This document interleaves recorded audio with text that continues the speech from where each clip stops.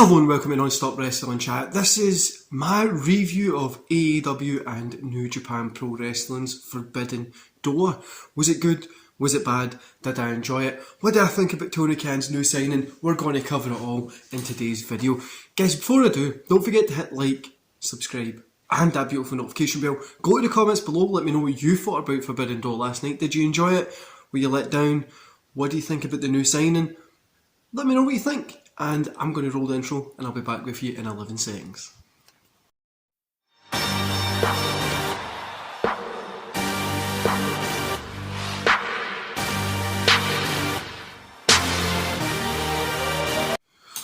Okay guys, this pay-per-view I enjoyed. I was going into this not thinking it was going to be great.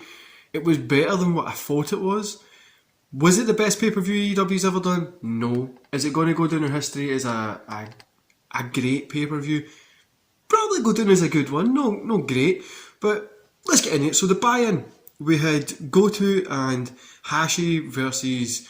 I'm going to mess up these names, guys, so don't think I'm going to get it right. So Goto Hashi versus Marshall and Solo. Lance Archer versus Nick Cormorn. I can't say that. Strickland and Keith Lee versus Desperado and however you say that name. The DKC, Kevin Knight, Alex and Humor versus Max Caster Gun Club. Like I said, I'm going to mess these names up, guys.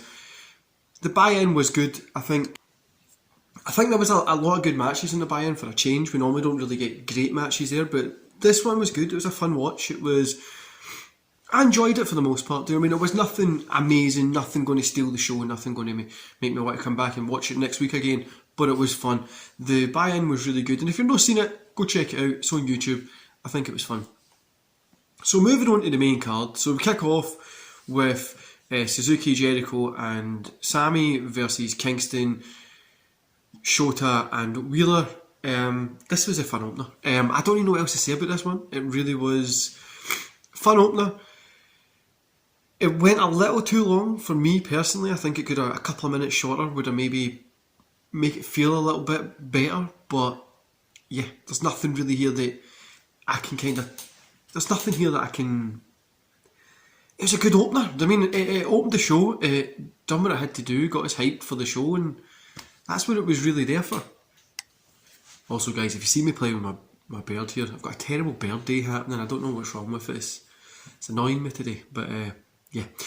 the opener was fun. Then we got FTR, United Empire and Vice. You know, I think Hardwood got injured during this one, but FTR is awesome. I love FTR as a tag team. I think they're fantastic, and this was just a great FTR match. I'm glad they got the win.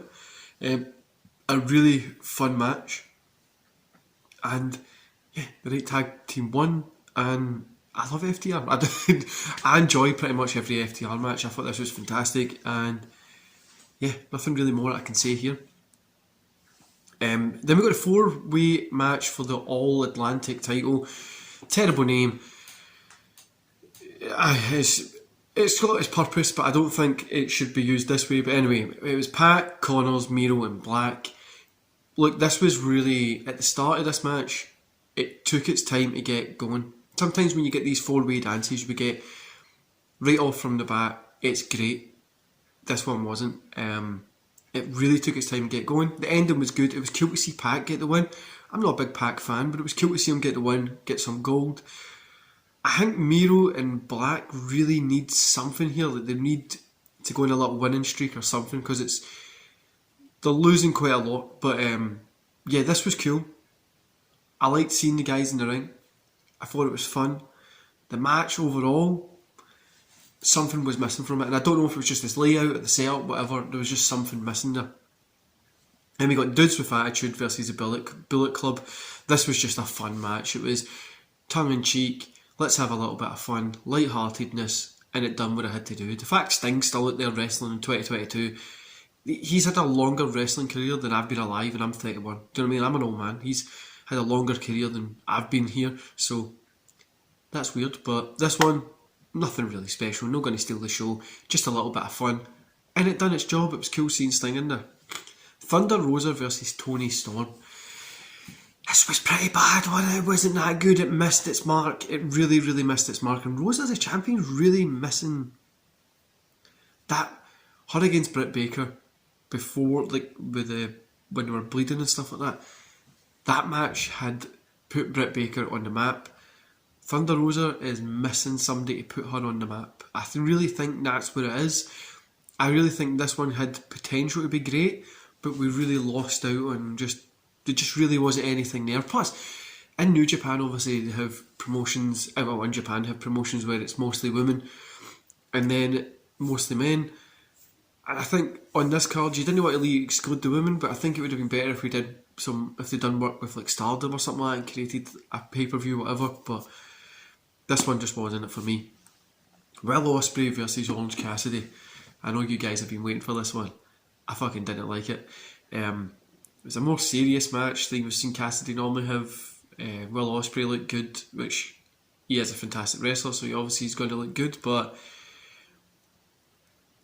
I'm not going to rate this as a great match. I know a lot of people out there are saying that this was fantastic. I don't see it. There was good moves, there was good moments, am I going to go back and watch it again? That's always try and rate wrestling matches. Am I going to go back? Do I want to go back and watch this? No. Then we had Zack Sabre Jr., one of the best wrestlers in the world, versus Cesaro, Claudio Castagnoli. Claudio coming in AEW is fantastic. Really is a great place to have him. I can literally think of a ton of matches that I would like to see him in. One that's popped into my head straight away is him against Okada. But I know that's New Japan, but you've got Omega, you've got... you've got him put him in there against Jon Moxley, even though they're in the same club. You've got a ton of guys there that I think he's going to have great matches with. But the only problem is here, we'll talk about that at the end, that Tony Khan keep getting new people in. But Jay White, Adam Cole, Okada and Page for the IWGP title, this one failed to get me. Fantastic guys in the match. It was good moments, but the ending just didn't sit with me at all. I don't know what happened at the ending. I really don't. It missed out on something. Something really hit. I know Jay White getting the win and getting out of it, whatever, but I feel like they could have done something more. Now I would love to see these four guys tie it back up again and give them a little bit more time, maybe a little bit more of a story into it. I think maybe that could have affected this match. There wasn't really a story going into it. There's a story there, but like AEW's not really told the story of this. Do you know what I mean? Like they've not really done that, but I would have loved to have seen something a little bit better from these guys. But heading into my match of the night, Jon Moxley, Tanahashi, good wrestling, blood, belts, fun. This is what I want. This is what wrestling can be, guys. This was fantastic. Moxley getting the win. I maybe would have liked to have seen Tanahashi get the win so we could have seen a rematch, even if it was just at Blood and Guts in a couple of days. But I really enjoyed this one. I thought it was fantastic. So, overall, what a fucking night of wrestling this was. This was brilliant. I went into this show thinking it was going to be good wrestling, and that's it. I came out of this show thinking it was good wrestling, and that's it. I went in happy. I went in expecting something, and I came out fulfilled. That's all I could ask for. This was fantastic. I really enjoyed it. The one thing I would say is it going to be go down in a great AEW pay-per-view? It's a good pay-per-view. Am I going to watch it again? I'm probably going to give this another run through. I did enjoy it, so I'll probably give it another run through, but some moments in it, I still wasn't a big fan of the tag matches, the 8-mans and stuff like that. I wasn't a big fan of it, but yeah, I'm excited to see what happens with Claudio, Cesaro, you want to call him. I'm excited to see what happens there, but let's talk about it. Is Tony Khan... Look at that roster. You know what I mean? You've got just star after star after star after star after star after star. Is it getting too bloated? I think it is. Now, ROH is coming back to the forefront again. Are we going to see the roster get split?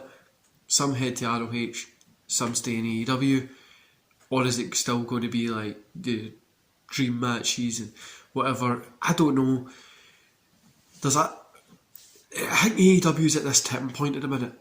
For the past couple of months, for me, it felt very like it was missing. It wasn't itching the scratch that I really wanted to be. They feel like they're at this tipping point. Tonight proved that they can still do it. They've still got a fantastic work. They didn't have Punk, didn't have Omega, didn't have Danielson, didn't all these guys they didn't have, and they put on a fantastic show, which is really good. Obviously they're working with New Japan, so that helped. But the problem I had with tonight was everything was predictable as well. Kinda expected all these people to win. There was nothing very, I didn't see that coming. Do you know what I mean? It was all kinda just very predictable. But like I says, guys, I'm excited to see how Cesaro gets used. I think Tony Khan's making mistakes buying so many of these big talents that he might overload the roster too much. Do you know what I mean? Like, I think we don't have enough TV for these guys to be put on. But then ROH is coming, all that kind of stuff. It'll be fun. But I do think there's a lot of misuse in AEW as well of talent. Like, saying you can just sit at the back or you'll be on a YouTube show and we'll bring you back up in 6 months. Do you know what I mean? It doesn't really, I don't know, there's something missing. And I think tonight was a step in the right direction. You know, we've got Blood and Guts on Wednesday. I don't understand why we're having something so close to it if they couldn't have moved it, but it is what it is. We're going to have that one. It should be fun. I will do a review on it and we'll see how it goes, but I'm really excited to see how Cesaro and stuff like that get used, see where they go. Hopefully they don't take positions away from anybody else that's been coming up to squeeze Cesaro in there. But overall, guys, I liked this pay-per-view. I really did. Out of 5, I'm going to give it a 3.5. I mean, I'm not going to give it a 4. I'm not going to say it was the best pay-per-view ever, but I was really, really entertained. It entertained me, and there's nothing really else that I can ask for from wrestling. Yesterday I was at a gig in Hampden Park, so it was Liam Gallagher and Kasabian and Goat Girl. I don't know if you know who they are. I love the band. We were there enjoying it. I came in, sat down, chilled out, watched the pay-per-view, and I honestly had a great night. I went to see a great concert, 3 great bands, and then came home and watched a great night of wrestling, and it really felt like a really fun night. Like, it was, everything was fun. Like, it was predictable. I feel like it missed points at some point, but it was a very fun night of wrestling, and that's all I could really ask for. Anyway, guys, don't forget to hit like, subscribe, and that beautiful notification bell. This week there will be a Blood and Guts review on the Thursday if I get time to watch it. If not Thursday, it'll be the Friday. This weekend, don't think there'll be a This Week in Wrestling, so I might be moving that to Monday because I'm training pretty hard this weekend.